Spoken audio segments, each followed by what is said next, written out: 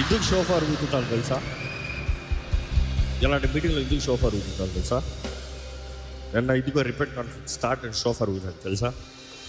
Why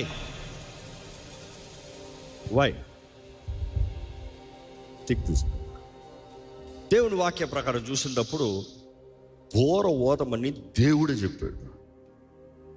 Bible ఉంటుంది, when you blow ఆకాశము తెరవబడుతుంది, నా సింహాసనం దగ్గర నీ పిలుపు వస్తుంది. అదే సమయంలో యుద్ధానికి ప్రకటనగా షోఫారు ఊదుతారు. అదే సమయంలో పశ్చాత్తాపము యం టెరువా అనే మెయిన్ ఫీస్ట్.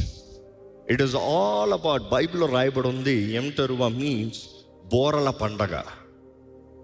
ఎవరు చెప్పారు? దేవుడు చెప్పాడు. దేవుడు చెప్పాడు బోరల పండగ, బోర ఊదు ఊదు ఊదు.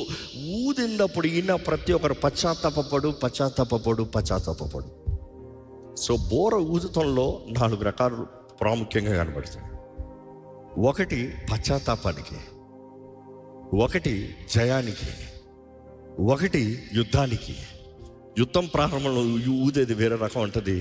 యుద్ధం అయిన తర్వాత మధ్యలో శత్రు రాజుని చంపిన వెంటనే జయం కలిగినప్పుడు బోర ఊదాడు అనుకో, ఇంకా మిగతా వాళ్ళకి అర్థమైపోతుంది యుద్ధం ఓవర్, ఇంకా మనం పోట్లాడాల్సిన అవసరం లేదు.